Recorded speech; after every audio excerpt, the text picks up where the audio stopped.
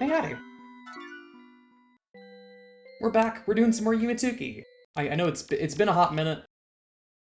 Um, part of that part of that wait period was just me trying to wrangle this system to work. I think it works about as well as I could hope it does.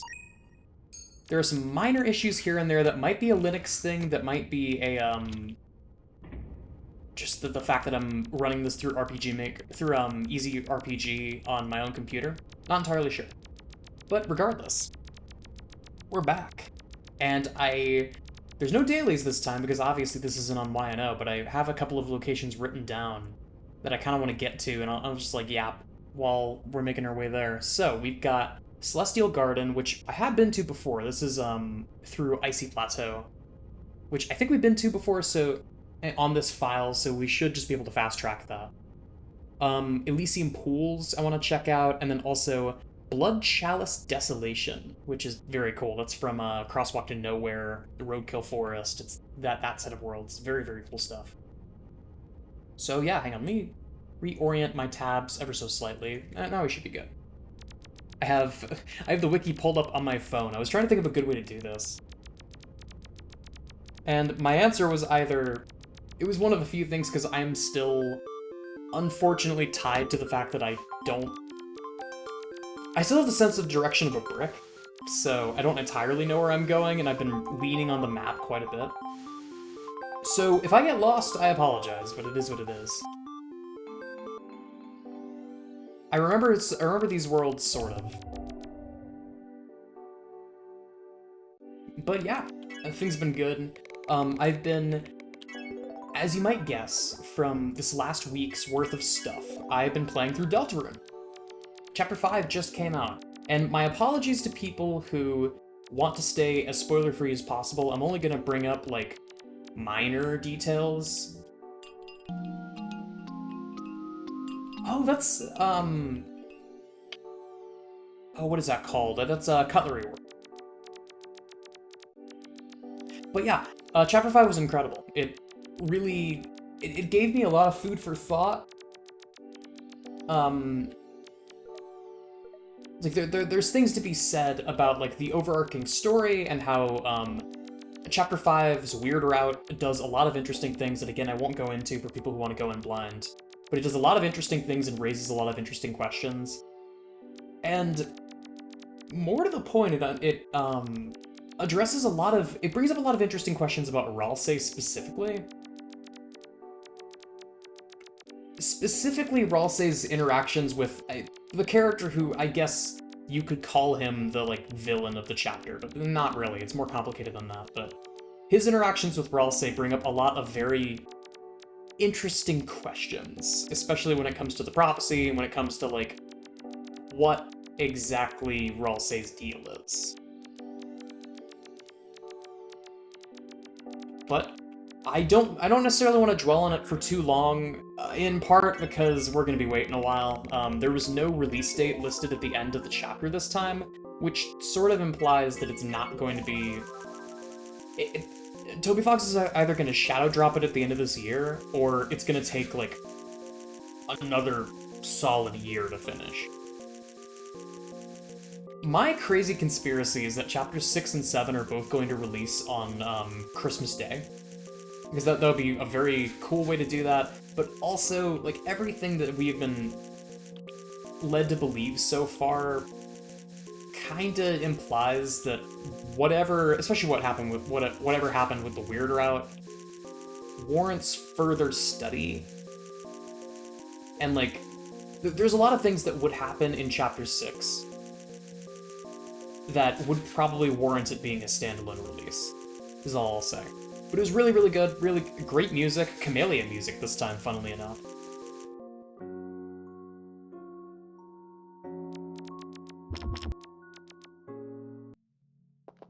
Oh, this is Heart Room. Oh, shoot, that's a one-way path, isn't it? Yeah, I think it is. Darn it.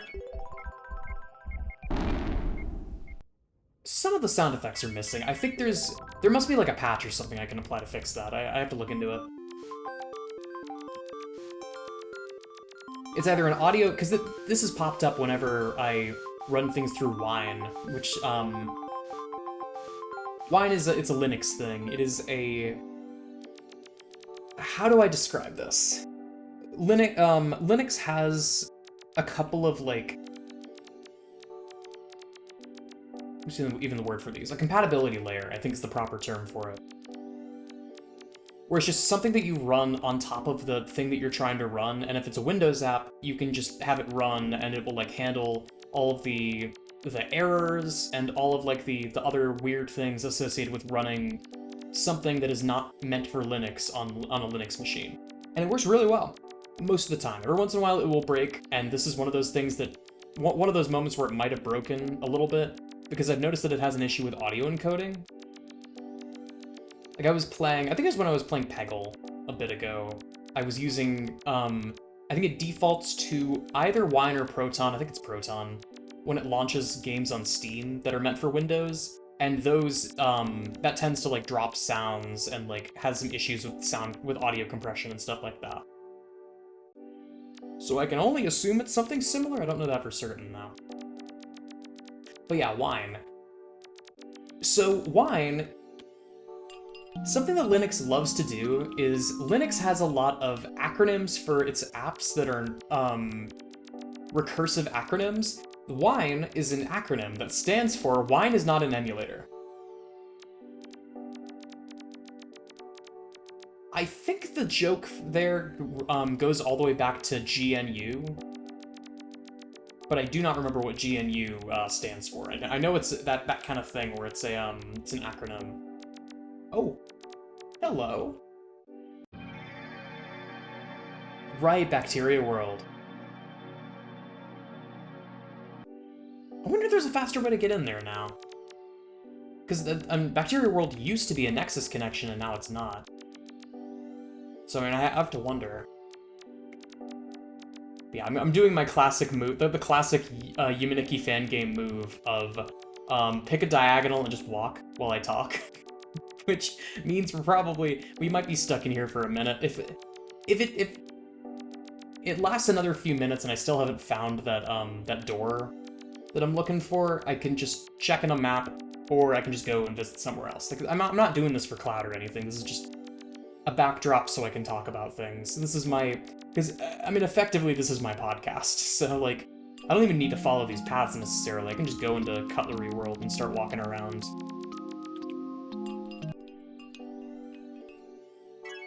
In fact, with the understanding that I might not get to all three of these, I kind of want to go to Blood Chalice Desolation first.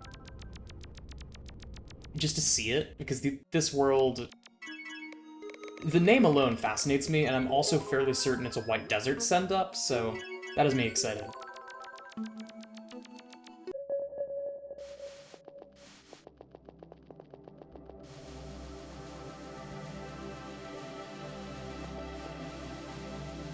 But when it comes to the current situation for playing Yumatuki, I've been pondering the idea of making a Python script that I can just press a button and it will fetch a specific world's map.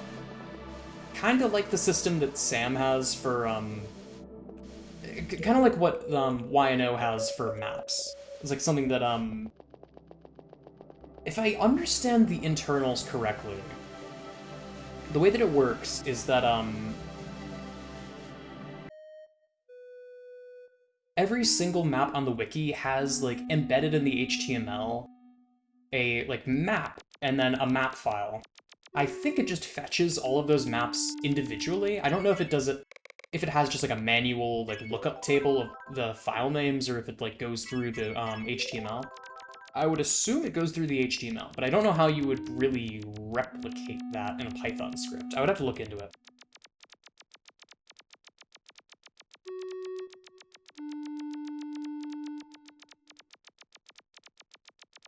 Because, I mean, if I can help it, maybe I could use, like...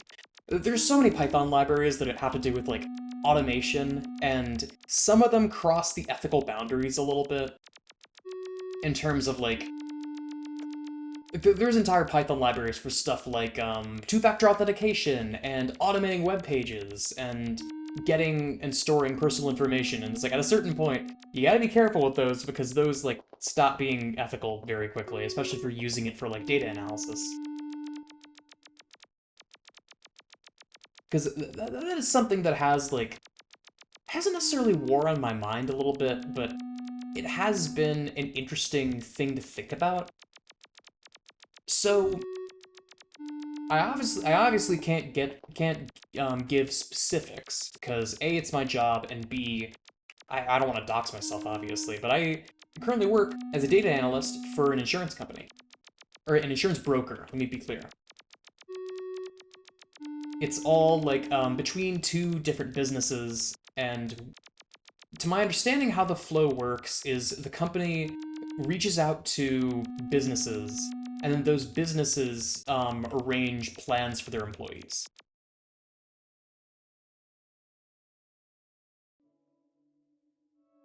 I've been walking in circles for a while. Oh my god, this is gorgeous. This has gotta be, who am I thinking of here? This has gotta be Toa-Noda, like, right? This screams Toa-Noda. This is like Midtown, I think? I think I have been here before, but this area is very pretty.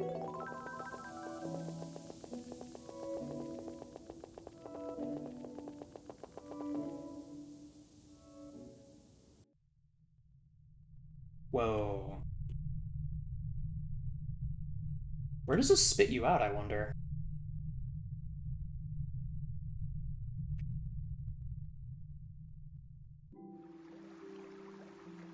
Oh, this area. Right, this is one of the... This is that, like, relatively recent Morio location. This is the one that links up with Wind Turbine Plateau. But yeah. So, my role is the company that I work at.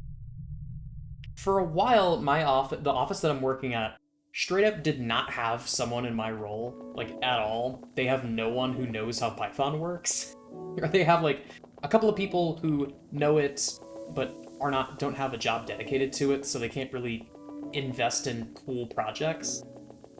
They brought me on to help out, and, like, it's put me in a very odd situation. Because, on one hand, I would really like to just throw caution to the wind and fully, like, play the field and make a bunch of ridiculous Python scripts that, like, churn through employee data and, like, create... what's the word that, like, AI tech bros and, like, business types like to throw around? Like, insights and, like, the story behind the data. All of that in big fat air quotes, because, I mean... I think I've made it clear at this point that I am AI's biggest hater.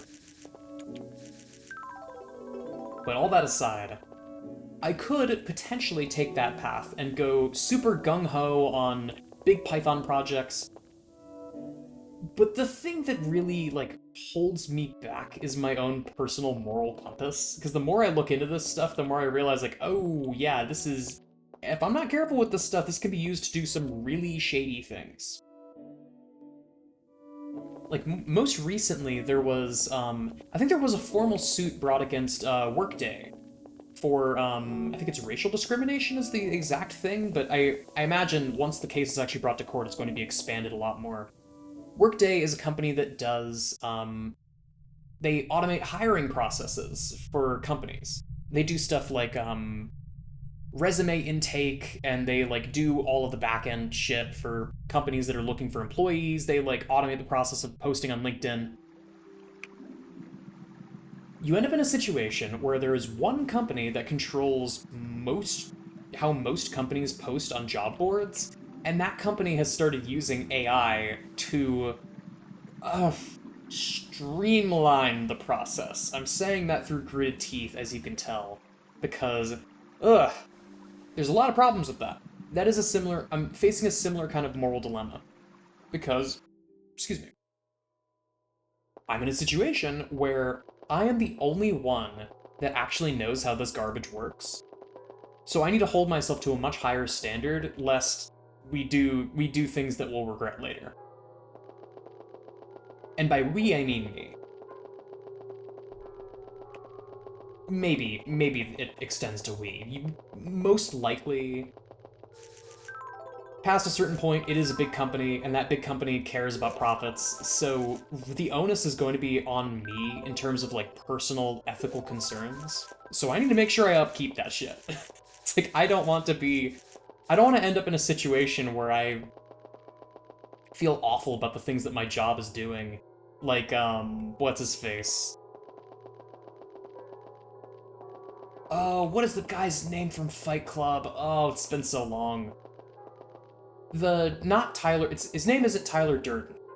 Because I get spoilers for Fight Club, I guess. Tyler Durden is like his... Would it be... Would it be in poor taste to call Tyler Durden his alter? I feel like that would be in poor taste. Tyler Durden is an imaginary persona made up by the main character. Jack, I think, is his name. Because he keeps saying to himself, like, I am Jack's lack of surprise, that kind of stuff. And, like, dissociating from himself. But the crux of that plot, the reason why he does all the things that he does, is because he works as an actuary. He is, like, a stone's throw away from being in my exact job, just on the side of the insurance company itself. And the whole point of an actuary on the insurance end is to churn through numbers and figure out as much information as you can about employees and clients and algorithmically determine who is worthy of coverage and who is not. At a certain point, you are playing judge, jury, and executioner, and you have to be very, very careful with that because that is deeply unethical if done improperly, especially when you start involving stuff like AI. Because this is a personal battle that I've fought, and thank God my boss is, like, relatively open-minded about that kind of stuff. Not in terms of, like, gung-ho about AI, but kind of the opposite, because he's been burned on AI before. But just that understanding of arbitrarily, like, creating a merit-based system with arbitrary boundaries and, like, a high false positive rate is a recipe for disaster, and I'm surprised that it hasn't caused more issues than it already has. Because I mentioned before, Workday is getting sued, and they're getting sued, like, at a decently high level for doing stuff like this. And, like, you know, it'll probably be a slap on their wrist, whatever. That's not something you do. Like, it is a very common, it's often a common belief with stuff like that of, like, oh, you know, the employer, well, the company's not going to learn. All they're going to get is a slap on the wrist. But, like, it still is a beacon to the rest of the industry of, hey, this company is run by bad people. This company is run by people with dubious morals at best, if they even have morals to begin with. You probably should not associate with these people. And if you're known as being part of that company, then that paints every interaction you will have for the rest of your life. Another example that I think of is Unity. This is something that, like, I feel like some people have completely forgotten about this by now. But the retroactive... Hang on one sec. Is this F4? Oops. That F4 is,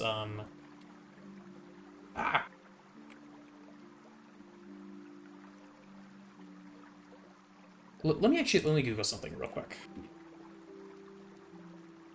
It's one of the Fs. F7, damn it, I was almost there.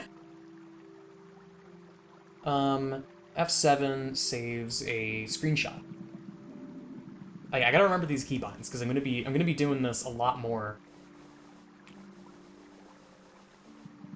But that is the thing that scares me so much, especially since working in an insurance company and being an actuary is already, like, right on the precipice of being socially acceptable. It's like, how, like, in previous times, like, historically,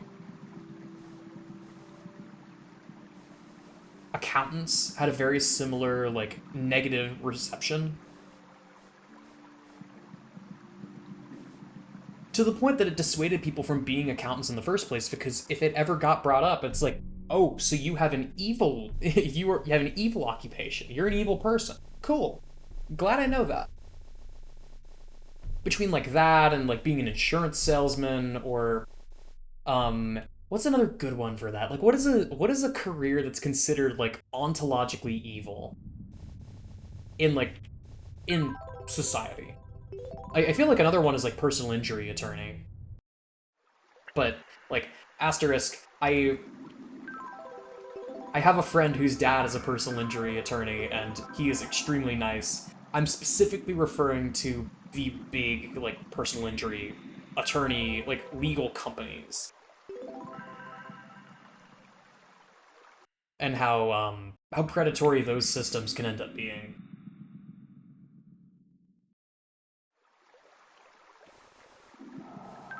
But, like, that comes to mind.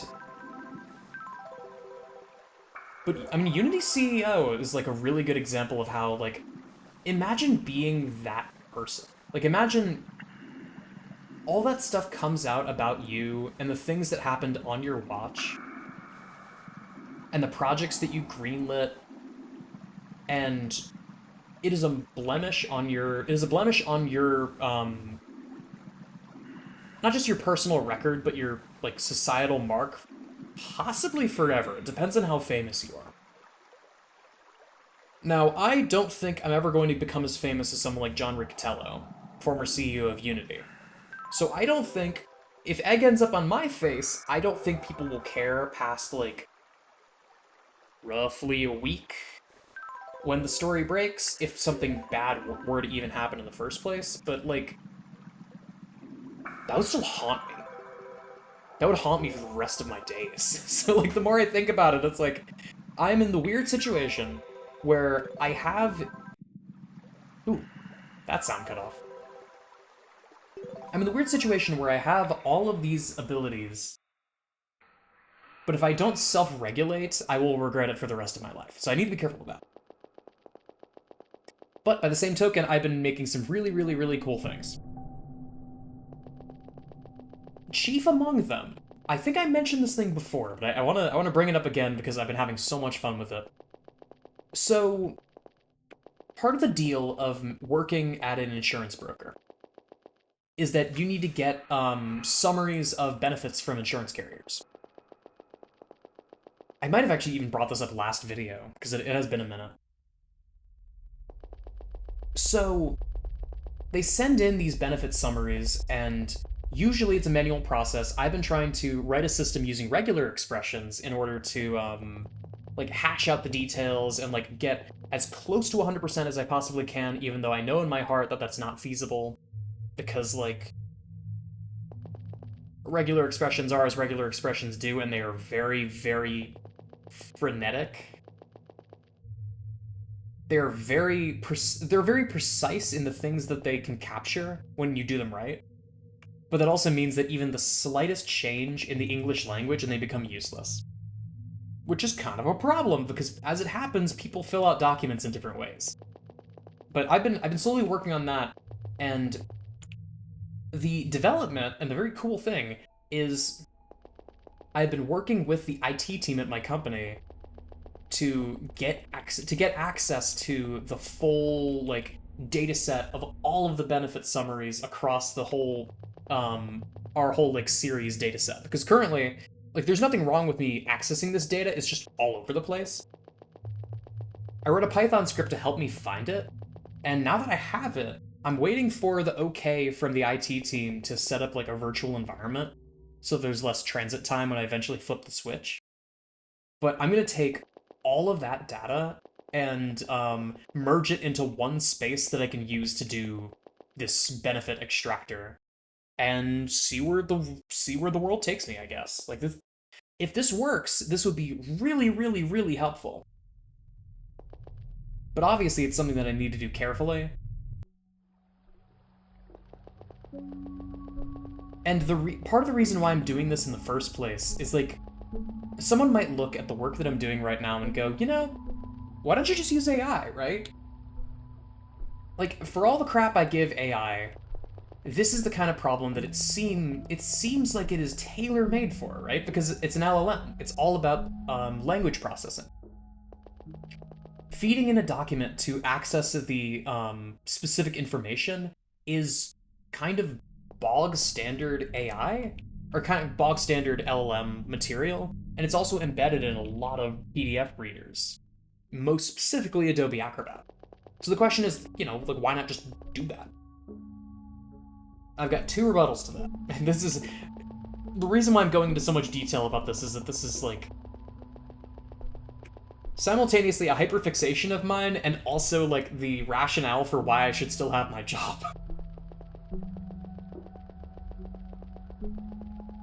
Because there's been a recent AI initiative at the company, and I'm not going to say it scares me of like potentially losing my job, but it does scare me a little bit of the stuff that I've already made getting torn down in favor of the new shiny thing that they're pumping money into. So here's the thing.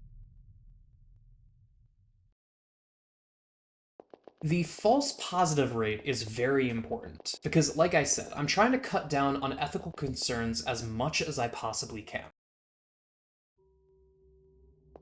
The lower that false positive rate is, the better. And if the false negatives for a system like this, as in it tries to get something and fails, is just throwing an error, and the false positive rate is extremely low because you would have to match something using that very specific expression, but then have it come up as either like garbage, or maybe it like by some miracle it pulls like a piece of information it's not supposed to. Again, that's very unlikely with regular expressions, but it can happen. If that slips through the cracks, at worst, or at best, it like is a small issue that gets corrected. At worst, it's used as the basis for like a company meeting or like a client communication, and they bring up like, oh, hey, so this is wrong.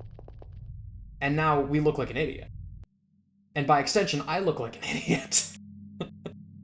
It's like, this is my foolproof system, and the unfortunate thing about other people not knowing how this technology works is that the closer I can get it to 100%, the lower the chance of a single thing going wrong. If anything goes wrong, it's gonna be lingering in the back of their mind that it has gone wrong before, right? Now, the reason why I bring up any of this is because LLMs actually do have a false positive rate, because LLMs are, what's even the word for this? They're greedy. It's a greedy algorithm for generating an output, because... So the way that LLMs work under the hood, I know I'm kind of running out of time here, but I'll make this quick. The way that an LLM works under the hood is you have a starting token. And an LLM, a large language model, is a predictor. It's a probabilistic predictor that takes the next character and tries to predict what that next character might be. And sometimes that is literally letters, sometimes that's tokens, as in, like, words and, like, other, like, optimized pseudo-non-words.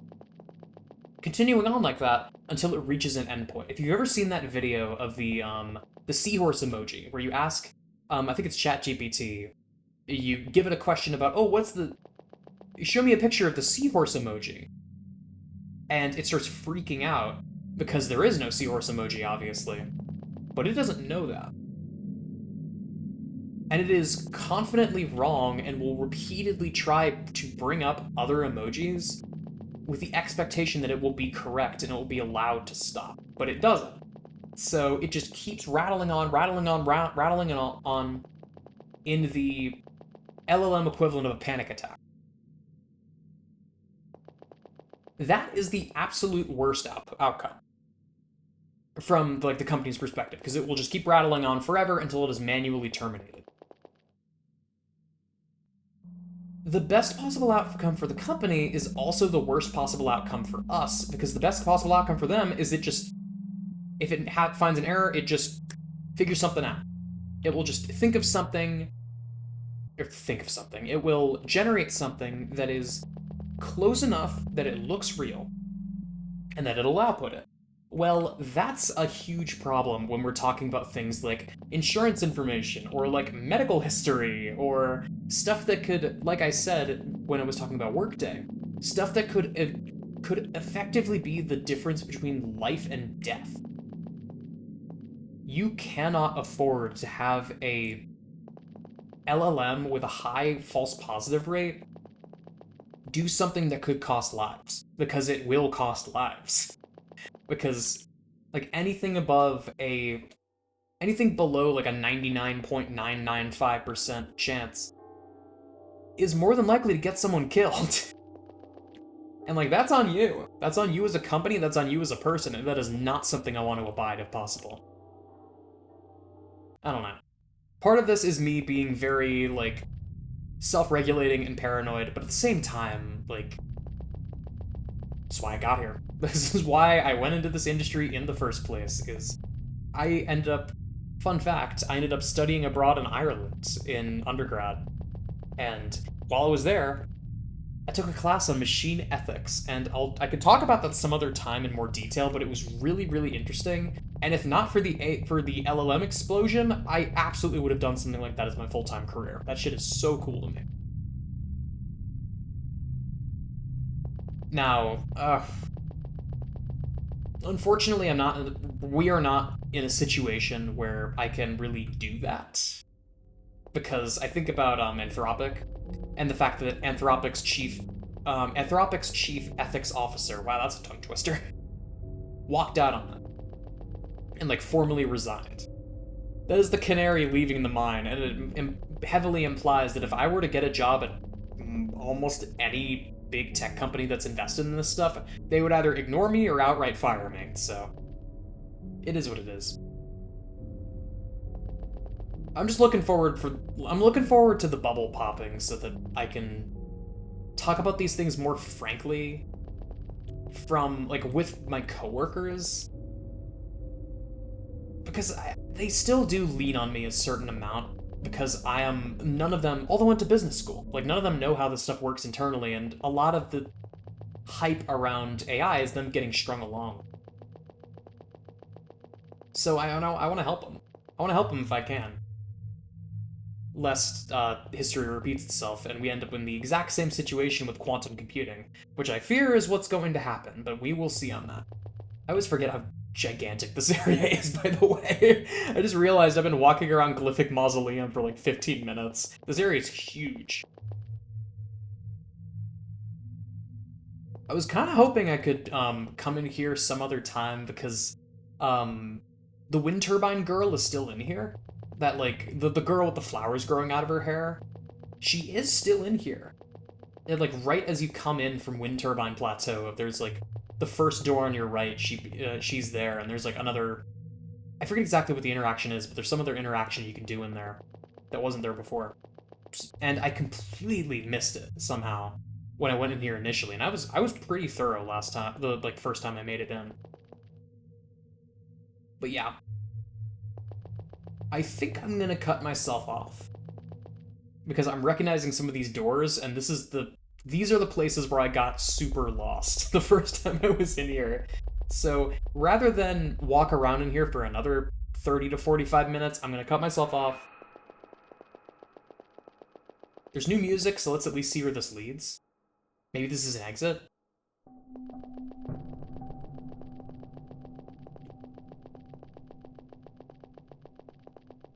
If I see more than one door, then I know that this is still part of the maze. I think this is its own thing, though. No clue where it leads.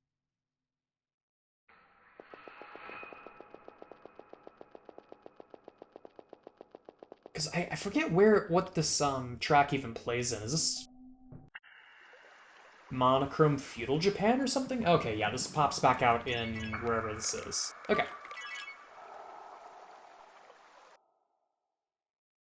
But yeah, that was... Every day I get better at, like, continuous yapping. And it is genuinely... It is helpful for me. It is helpful for my public speaking ability. But that's all I got for now, I think. Thanks so much for watching, y'all.